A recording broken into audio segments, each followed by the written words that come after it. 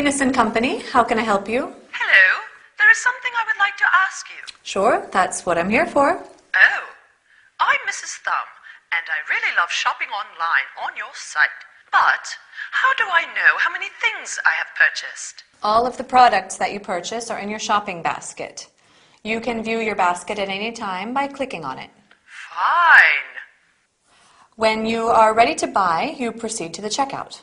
Is it safe to use my credit card? Sure. When you decide to place an order, you sign in using a secure server. Okay. Are there any special offers? At the top of the home page, there is an icon, Deals of the Week. Click on it, and you can view all our hot deals. Okay. I've got a query about one of your products. A pink top, size 24, code number 203. Pink top size 24. Let me check availability.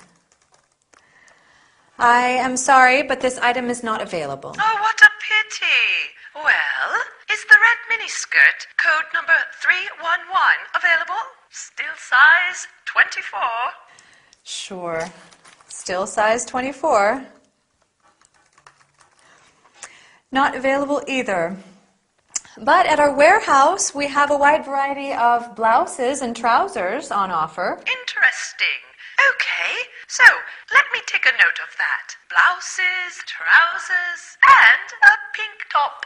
No, the pink top is not available, Mrs. Thumb. Oh, yes, sure. Blouses, trousers, and red skirt. Oh, my husband is going to love it. No.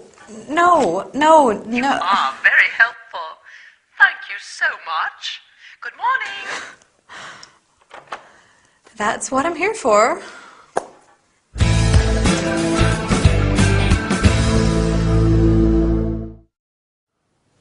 Hi, everybody. I'm sure that many of you are going to love this business session. We're going to talk about online shopping. Isn't it great? I love shopping online. Do you? In our scene, Mrs. Thumb visited a website that sells garments and calls the helpline for some additional information. Together with you, I would like to review the basic steps of an online shopping experience. Once you get to a website, you start browsing the products on sale. Browsing means to have a look at products. When you find a suitable item, that is, an individual article, you click on it to get more information.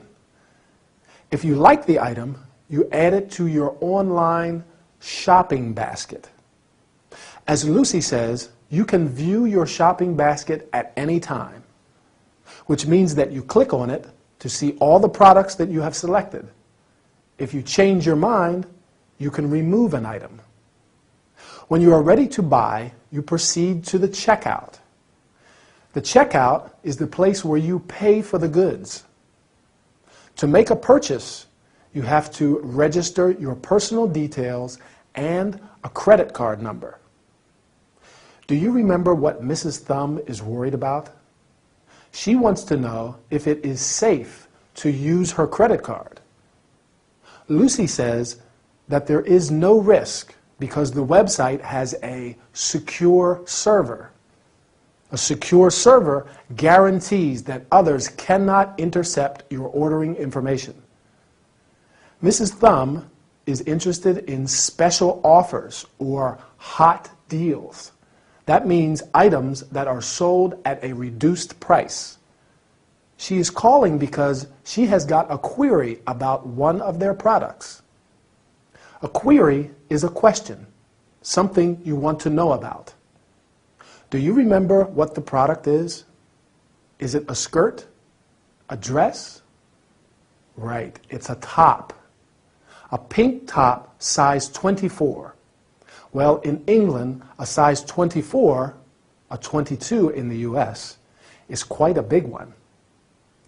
Lucy has to check availability, and unfortunately, the item is not available, which means that it cannot be obtained. Time to relax now. Our session is over. Bye for now, and see you soon. Interesting speech, wasn't it? Sure.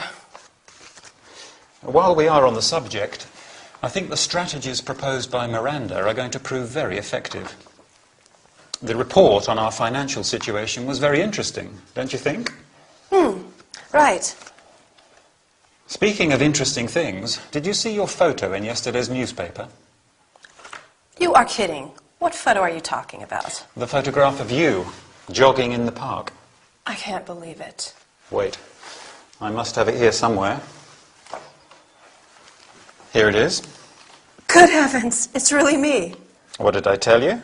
I look terrible in that old tracksuit, not to mention my sweaty red face. You always look great, you know. I'm not so sure about that. That reminds me of when I joined the triathlon club at the Serpentine. The triathlon club, wow. What was it like? I must confess I was not a great athlete. I see. It was then that I met my first girlfriend. Her name was Jackie, and she was so sweet. I met her before a competition.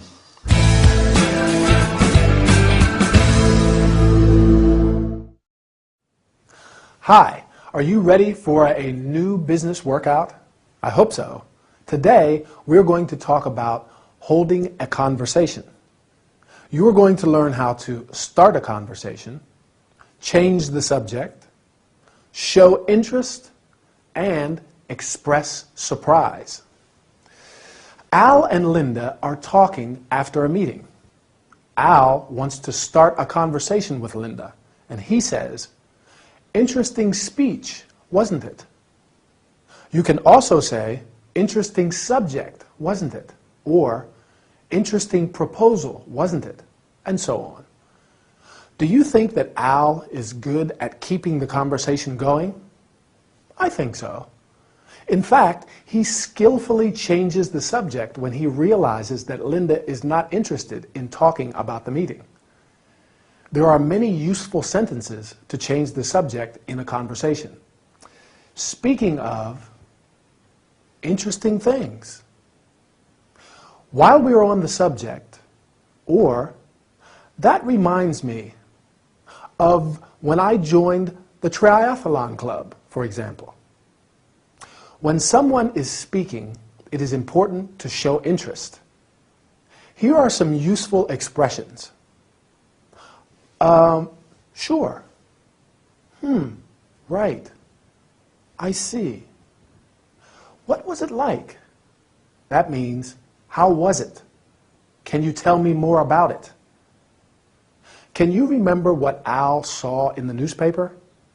Yes, a photo of Linda jogging in the park. When Linda sees the photo, she is very surprised. In this and in other situations, there are a number of expressions and exclamations that you can use. You are kidding. That means, I am really surprised. I can't believe it. Good heavens! Used to show how surprised or how shocked you are. That's strange. Or, oh my. My, oh my, our time is over. I hope you learned some useful expressions and exclamations today. Bye, and see you for another workout.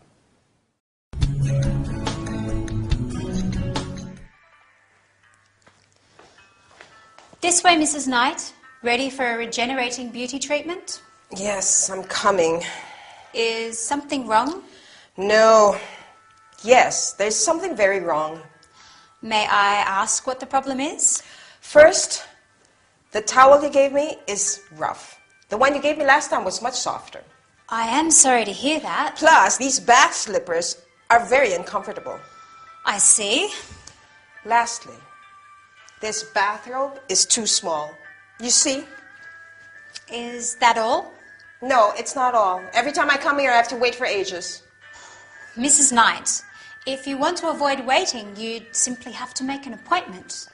You have our telephone number, don't you? Yes, I do. Instead of a pair of flip-flops that are not suited to your feet, ask for standard bath slippers. With a small additional payment, you can get cotton or linen towels that are much softer than these. Okay. And as for the bathrobe, you just have to tell us what your real size is. I've changed my mind. The bathroom fits perfectly.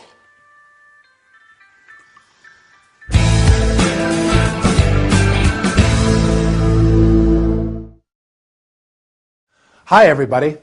Ready for a new health and body care session? Would you like to try an overall beauty treatment? Exactly like our faces, our bodies need care and treatment. Today, we are going to see some terms related to bathroom textiles and related accessories. Textiles is a general term that we use to describe any product that is made from a fabric or cloth. Mrs. Knight is not happy, and Chloe needs a lot of patience to deal with her. Do you remember what the first thing is Mrs. Knight complains about? The towel, right. A towel is a piece of absorbent cloth you use when you are wet. There are many types of towels, including a beach towel, which you use for lying on in the sun. A bath towel, which you use after a shower, and a hand towel, which you use for drying your hands. Mrs. Knight says that her bath slippers are very uncomfortable. Bath slippers are shoes that you use in the bathroom and in similar places. Many people wear flip-flops during the summer. Flip-flops are a type of open shoe with a V-shaped strap, often made of rubber. As Chloe points out, Mrs. Knight chose a pair of flip-flops that are not suited to her feet. The lady complains because she always has to wait for ages. Chloe says that if she wants to avoid waiting, she should make an appointment. With a small additional payment, that is, a small sum, Mrs. Knight can have cotton and linen towels. Bathroom textiles can be made of different materials, including cotton, silk, linen, and synthetic fibers. What is the problem with her bathrobe? Right, it's too small. A bathrobe is a garment, like a coat, that you usually wear before and after a bath. The bathrobe is too small because Mrs. Knight did not give her real size. For example, you say, "What size are you?" Or, "What size do you have or do you wear?" I wear, or I have, a size 38. Anyway, our time is over. I hope you enjoyed this session. Bye for now. What seems to be the problem, John? I don't know how to say it. Do you like shopping? Shopping? Not much. I prefer staying at home watching TV. Lucky you. My problem is that I'm obsessed with shopping. I see. Whenever I feel alone or depressed, I go out and I cannot resist the urge to purchase something. Okay. My wardrobe is full of clothes I never wear. Some of them still have the price tag attached. Maybe we could exchange wardrobes. My friends say I'm crazy. Maybe they're right. My credit card is up to the limit. What can I do, Dr. Fraser? Ray? We can work this problem out. I hope so. There are many kinds of addictive behaviors. You could be defined as a shopaholic. A shopaholic? Yes. A shopaholic is one who suffers from compulsive shopping addiction. I understand. Let me give you a few suggestions. Okay. First, pay your purchases in cash. and leave your credit cards at home. I understand. And when you go out, make a shopping list and buy only what is on the list. Okay. And avoid discount warehouses. Ah, Finally, when you feel the urge to buy something, do some physical exercise instead. right. This is going to be hard at first, but I am certain that you'll feel better in no time. Oh, Ray, thank you so much.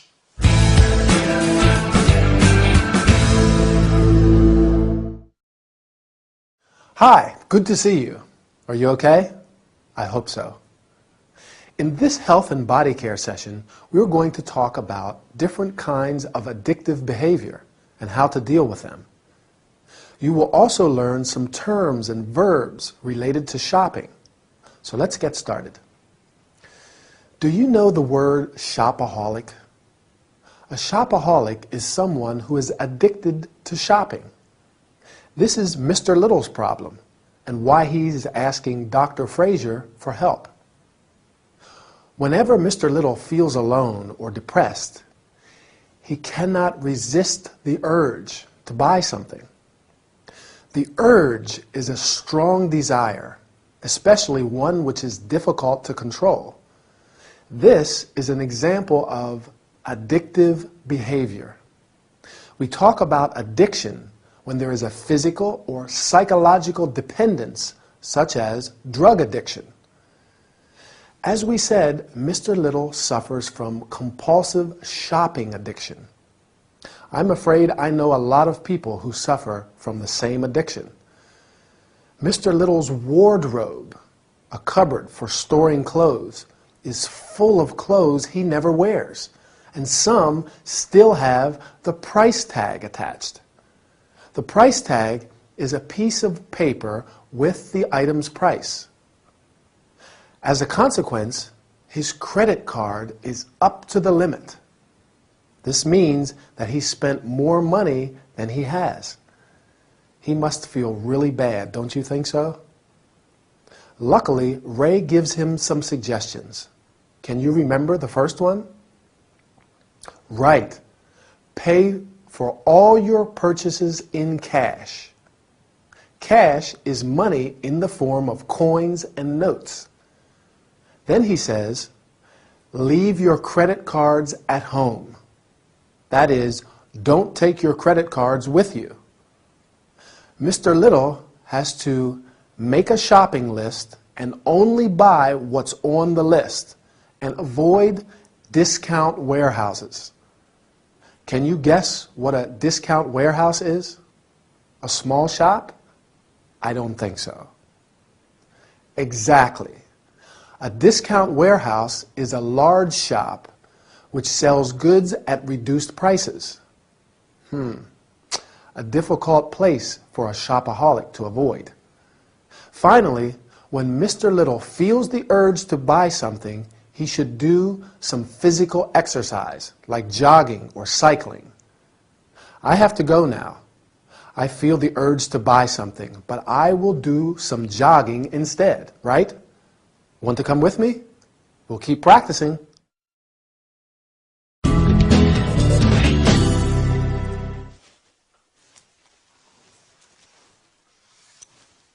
Have we got any red purses? No, we haven't. Black hats? Yes, 2 black hats. Okay. Black high-heeled shoes? Black high-heeled shoes. Sarah? Yes. Yes, what? How many pairs have we got? 1 pair, size 9. Right. We need smaller sizes. What about scarves? White scarves? Good afternoon. Good afternoon, madam. Can I help you? Oh, no, thank you, dear. I'm just looking for now. All right. Well, if you need anything, don't hesitate to ask.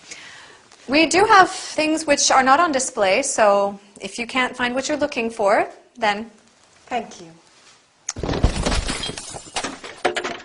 Heavens, what was that? 1 white scarf. Excuse me one moment. What do you think you're doing? I'm fine, thank you for asking. What?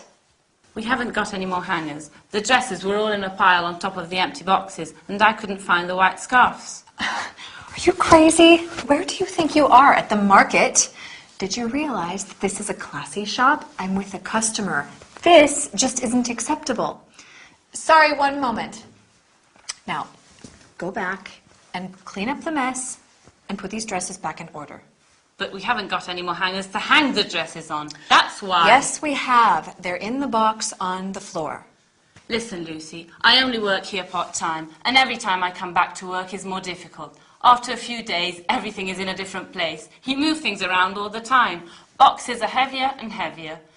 It's not my fault if the stockroom is a mess and I can't find anything.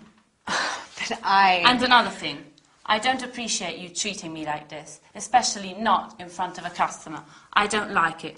If there's someone around here who should learn how to behave, it isn't me, it's you.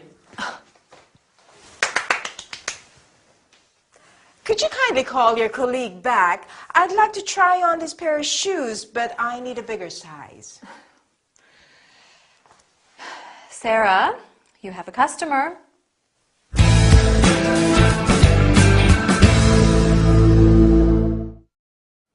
Hi, ready for a training session? Great. Let's get started. First, we'll go over some useful phrases to use in a shop, whether you're a shop assistant like Lucy or a customer. Then we can go over some items of clothing and other things we find in clothes shops. So, let's say you're a shop assistant and a customer walks in. You can greet them and say, "Can I help you?" Often people just want to look around first and see if anything interests them.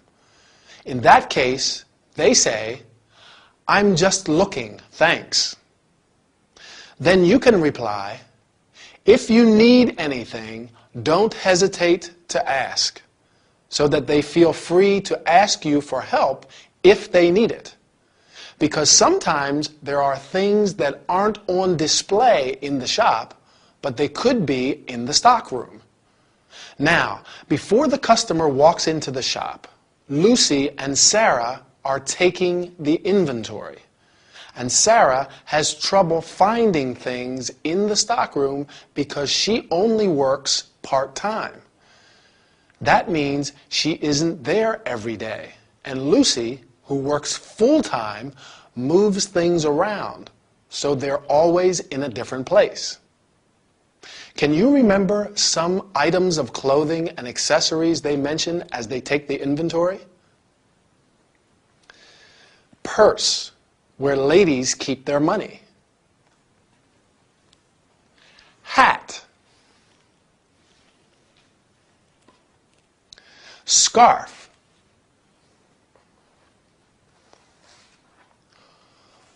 One scarf, but two scarves.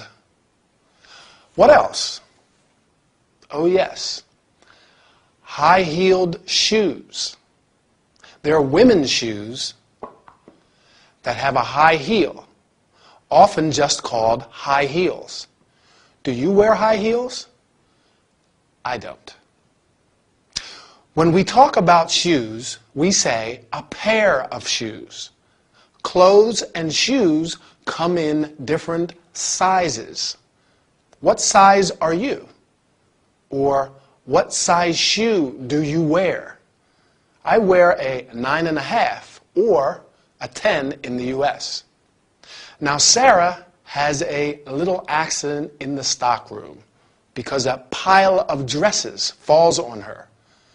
What does she need to put the dresses in order? Hangers. They're the things we use to hang clothes. Right. That's all we have got time for today. See you soon for our next training session. Bye.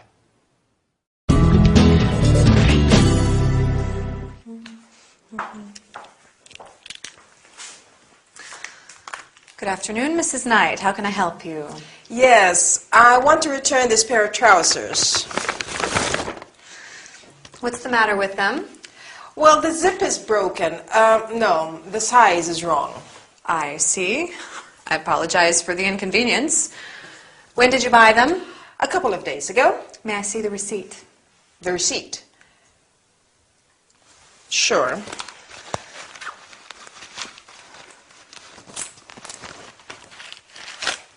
Here you are.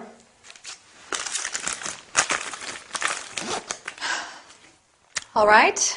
Do you want to exchange them with another item, or would you prefer a credit note?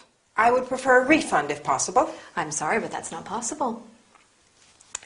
Well then, let me think.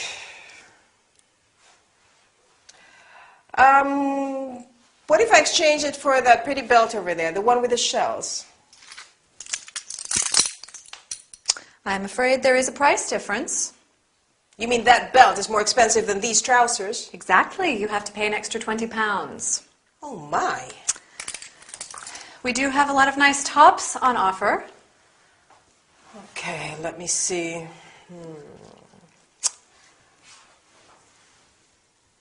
Maybe I can try this black top. Where's your changing room? It's over there.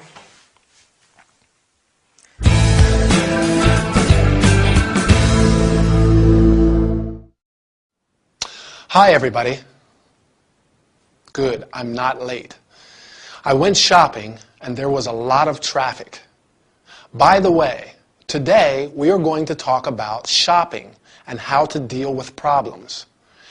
We're going to learn how to greet a client and offer help, apologize, ask for information about a returned item, offer a solution.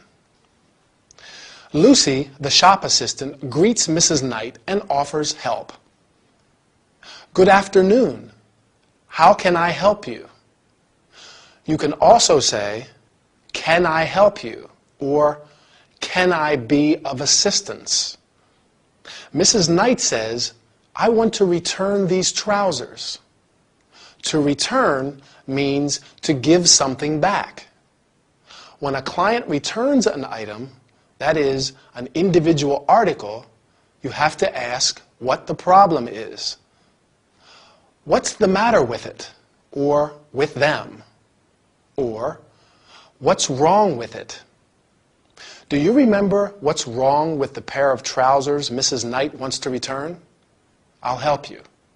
First, she says that the zip is broken. And then, right, that they are the wrong size. You must then say that you are sorry. I apologize for the inconvenience. Or, I am very sorry. It is important to get some information about the returned item. When did you buy it? And may I see the receipt? The receipt is a document which proves that money was exchanged. Now let's see if you remember. Lucy asks Mrs. Knight if she would like to exchange the trousers with another item or receive a credit note. Yes. A credit note is a document which allows you to buy other goods of the same value as the item you returned. Mrs. Knight wants a refund. In other words, she wants her money back. But it's not possible. If you decide to exchange the item with something else, there may be a price difference. This means that the item you want is more or less expensive than the one you are returning. For instance, for the belt, Mrs. Knight has to pay an extra 20 pounds. Oops, time to go. I bought a nice sweater, and I want to try it on. Bye, and see you soon.